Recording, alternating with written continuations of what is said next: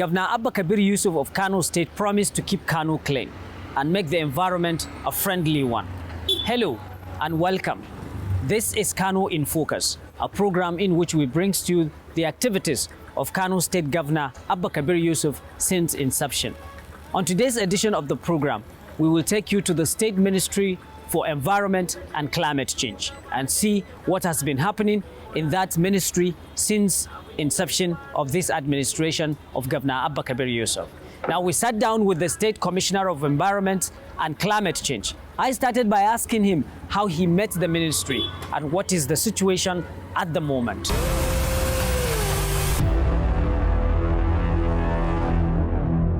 When we came in Kano State Ministry of Environment, one of its major function is to keep Kano clean. And another thing that is kind of new into the environmental aspect is the issue of climate change. Engineer Abba Kabir Yusuf, the executive governor of Kano State, is a passionate person when it comes to issue of environment and climate change. That is why when he assumed office, even before appointing commissioners, like you have asked, how do we meet the ministry? And I've told you one of the major responsibility of the ministry is to keep Kano clean. Kano, then we met it very dirty. There was a lot of refuse that is littered all over the metropolitan area of Kano. And quickly, Engineer Abba Kabir Yusuf swung into action by constituting a very high-powered committee to go out there and see how they can be able to make Kano clean up the refuse and see how they can dispose it properly. And because the situation at that time when we met it was pathetic actually, because there is an agency that is supposed to be saddled with the responsibility of making sure that Kano is clean, which is REMASAP, Refuse Management and Agency. You know, that agency, when we came, it was, we can call it completely abolished. It was handed over to a private company who had an agreement with the government of how they can be able to manage the refuse in Kano. However, even before the last administration left office, they had to cancel that agreement and put the responsibility on the ministry rather than the agency that is saddled with the responsibility of keeping Kano clean. So ministry, because of the huge responsibility apart from keeping the Kano clean, we are supposed to be guiding the activities of REMASAP. But here we were, at that time, saddled with the responsibility of not only, making policies for REMASAP to be able to succeed, but we had to do the work ourselves. So at that time, the work was not going well. That was why we met the city very dirty. And so at that time, we had only very few equipments to be able to do the job of keeping Kano clean. At that time, sincerely speaking, there were only 2 or 3, not more than 5 equipments that are, serviceable in the ministry for the use of clearing of Kano State. So that committee, which was formed by His Excellency the Executive Governor, Engineer Abba Kabir Yusuf, had to go out there to, request support from, construction companies, contractors, and stuff like that to assist the government. And at that time, they contributed, they gave us equipment, and they were able to go out there to see how they can be able to keep Kano clean. So the situation we met this, ministry, it was not a very good situation, and so we had to put so many things in place to be able to take up properly.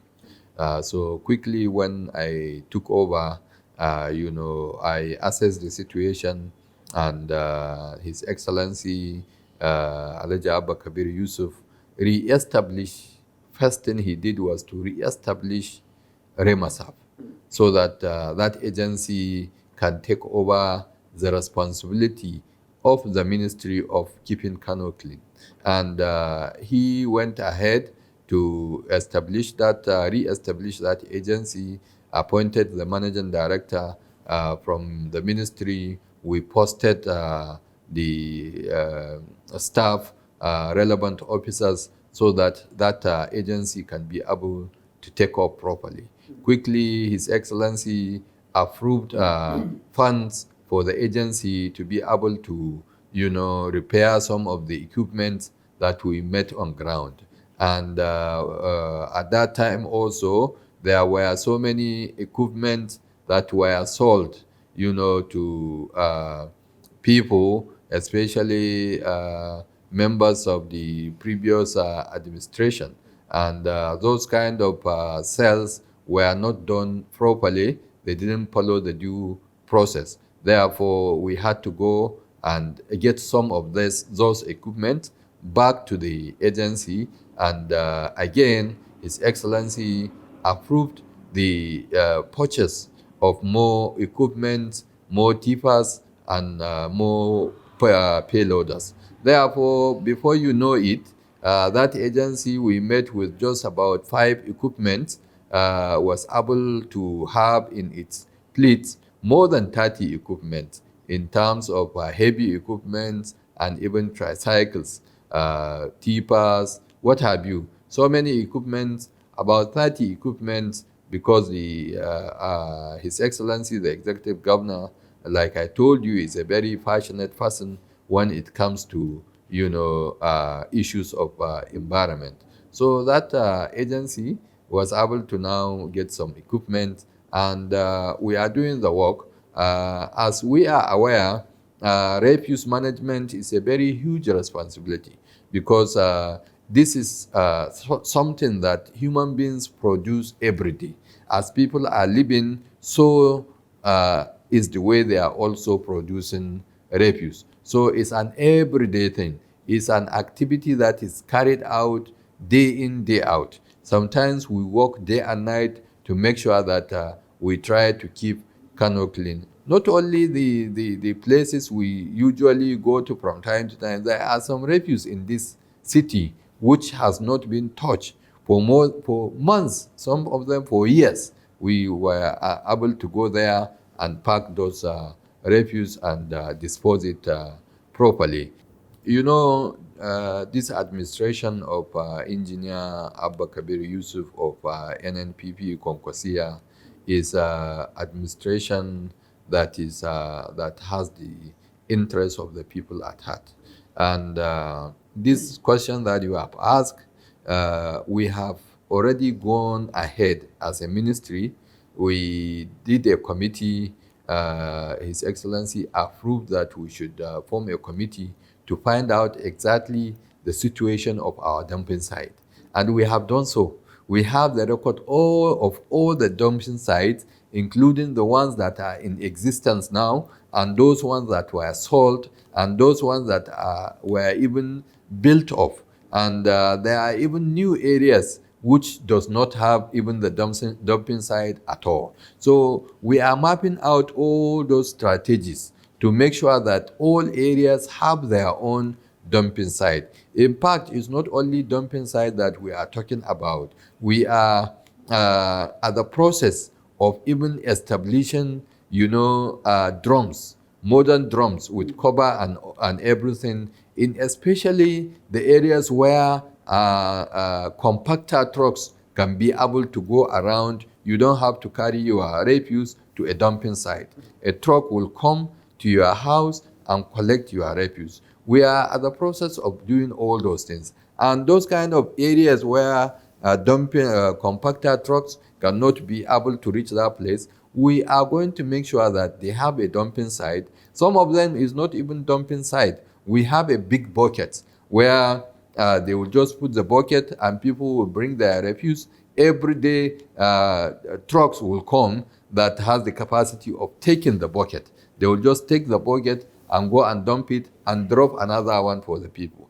We have, this administration has a lot of programs that has to do with making sure that Kano is kept very clean for the benefit of the people of Kano State. So we are aware of those dumping sites.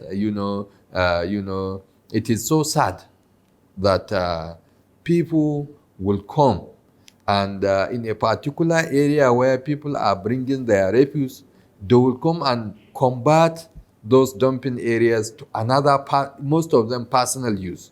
So where do we expect people to now go and dump their refuse? That is why we have the pathetic situation of people dumping their refuse on the street, and they don't even provide the equipment to go out there and make sure that those refuse are being cleared.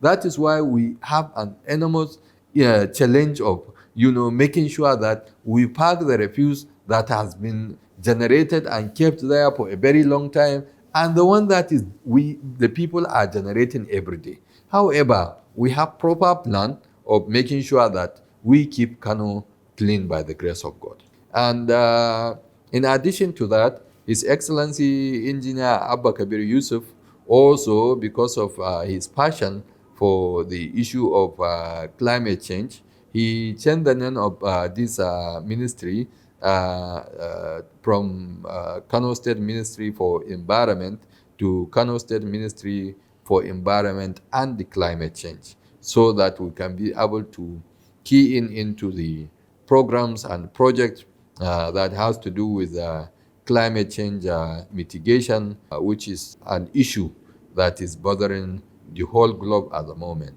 It is true that we can be able to key into the global best practices of how we can be able to mitigate the issues of climate change.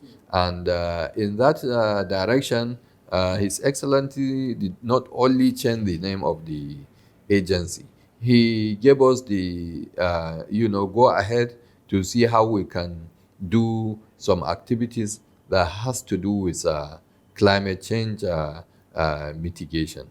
One of those things is tree planting campaign. Tree planting, is a yearly event that is going on all over the country, or we can say all over the globe.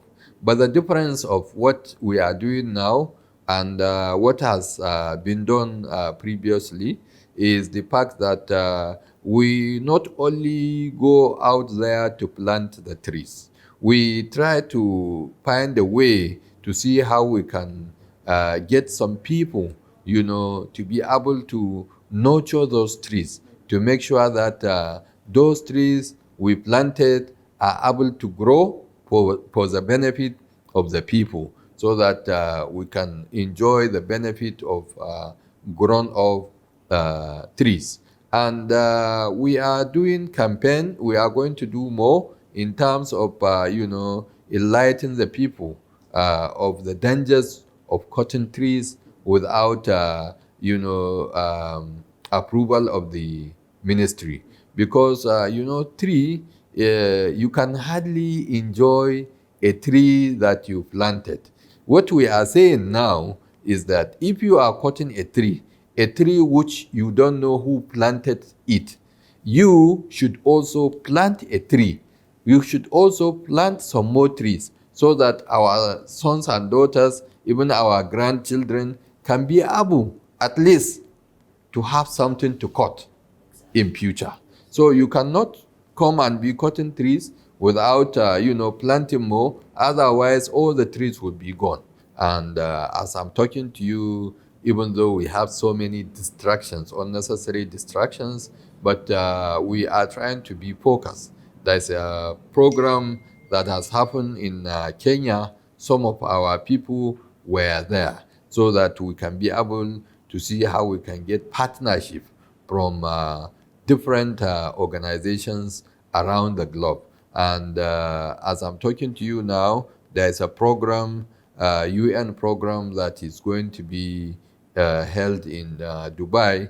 It's a global thing, COP28. And His Excellency, we are still discussing with him on how we can be able to get some of some of government officials that should attend that event so that we can be able to get partnership with global organizations that can be able to assist us in making sure that we are able to achieve all those things that can be of help to us to reduce the effect of global warming, that is climate change. So we are exploring all opportunities that we can use in partnership with global agencies and even local agencies. We are talking to all of them. Even yesterday, I was at an event with UNICEF, and this is all in pursuance of how we can be able to get a partnership with different organizations. You see, some of these funds, people are claiming that it is their own property or it's been allocated to them as part of their land. Now, what we are telling people now, as we are, is that any fund that somebody is claiming that it is his own, we will go and make sure that, number one, that fund is not, water gathering fund that's coming from different drainages. If water is coming from different drainages and those ponds is where that water get to and accumulate, when you go and cover that pond, you will have a problem of flooding. So if a pond is yours, we are not saying no, we cannot give you, but you have to provide an alternative for us where we can be able to, where you can be able to divert that water for proper flow to avoid flooding. In a situation whereby you cannot provide an alternative compatible route for the water to flow, we are not going to accept you to peel off that pond. But if that pond is just a pond where rainwater, for example, is just accumulating there, sometimes those kind of ponds are even a health risk because they are producing too many mosquitoes and other things that can be harmful to the people. So we as a ministry, we have professionals that are always going out there to make sure that those ponds are properly, peeled off if they have to be peeled off. And based on the professional advice, then we see how we can assist in making sure that we divert all the necessary waters for proper flow to avoid anything that has to do with flooding. It is so sad, the situation of our parks in Kano. Our parks has been turned to a business area. 2 weeks ago, there was a fire incident in one of the parks. Park is supposed to serve as a gathering area if there is fire incidents in an area. That is where people are supposed to come and gather. They call it muster point, where we will now take roll call of who is around and who is still trapped in our residence. But here we are, fire incidents in the park. This is a pathetic situation. You know, in Kano now, you will hardly get up and say, I want to go and relax in so-so park. We don't have a park today in Kano. But rather, you will say, okay, I want to go to a restaurant that is situated within a park.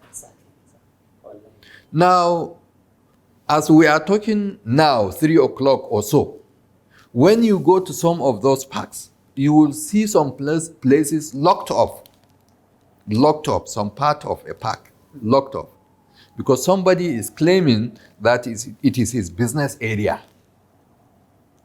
It is not so. Park is supposed to be meant for recreation and is open 24 hours. I may choose to go to a park at 4 a.m. at night.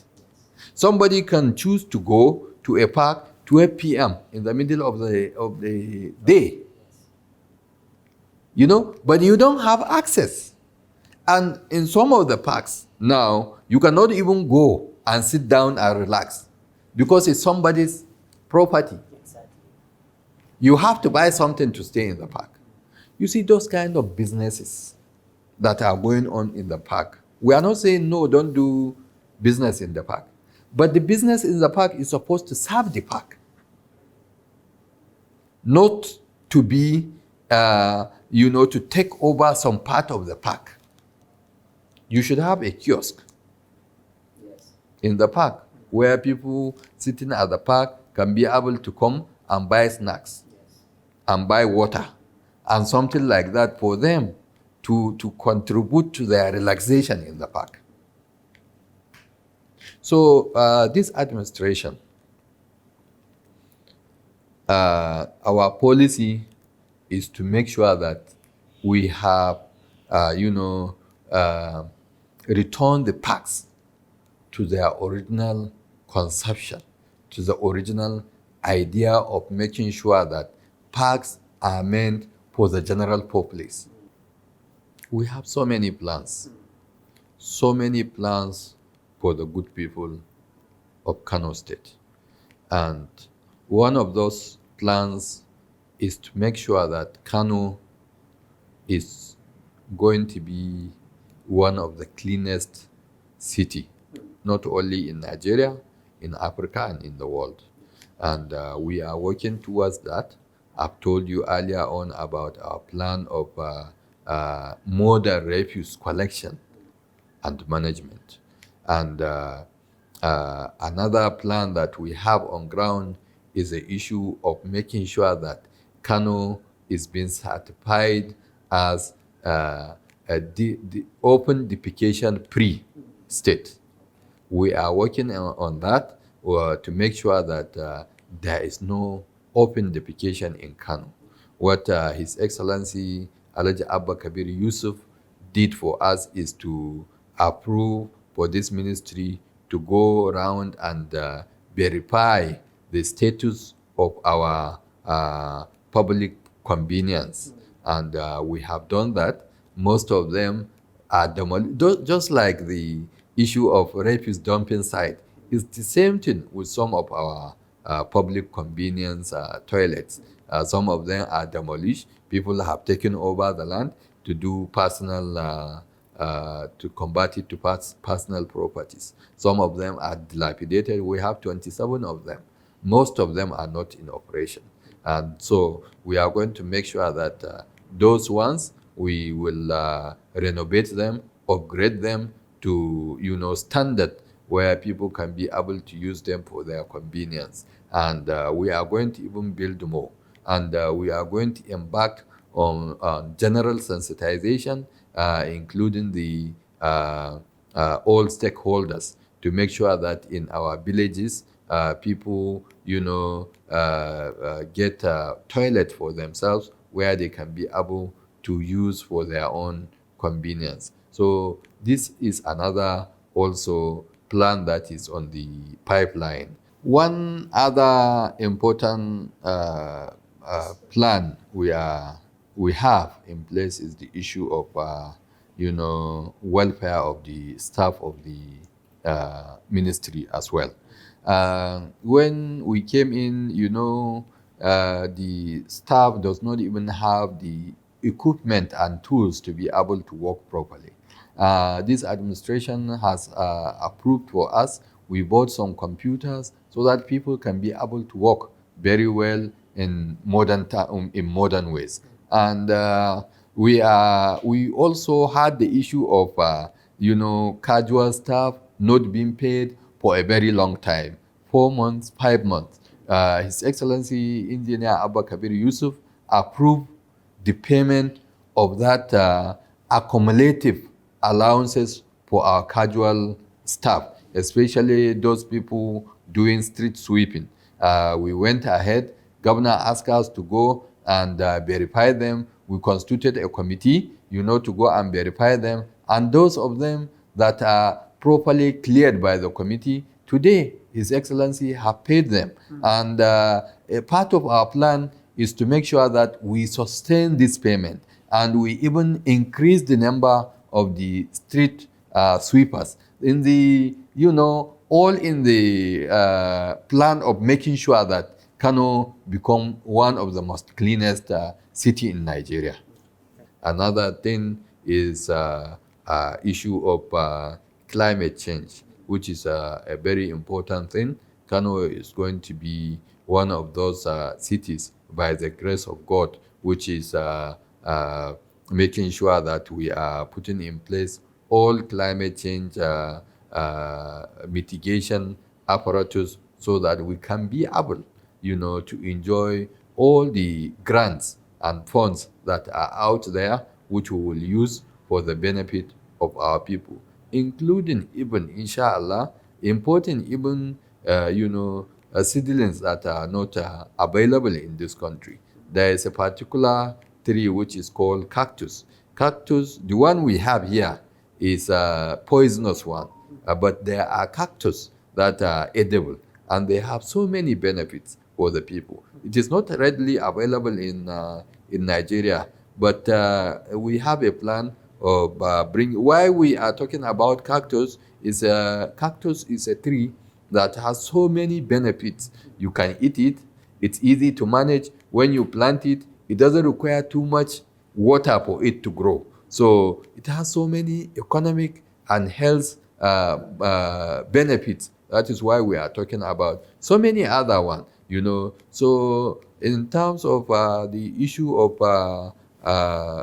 environment, I want to assure you, this government of Alhaji Abba Kabir Yusuf is working very hard to make sure that we have one of the most decent environment in this country where people will be coming to enjoy, and is going to be a referral point in Nigeria, inshallah. That is it from the Kano State's Commissioner for Environment and Climate Change, Honorable Nasuru Sulegaru, talking about the lots of achievements and activities that have been happening under the Ministry for Environment and Climate Change here in Kano State. And you can clearly see that actually a lot have been achieved and a lot of are going on, and there are lots of plans in order to ensure that the environment is safer and the atmosphere is conducive for activities here in Kano State. But this is where we're going to drop the curtain of the program.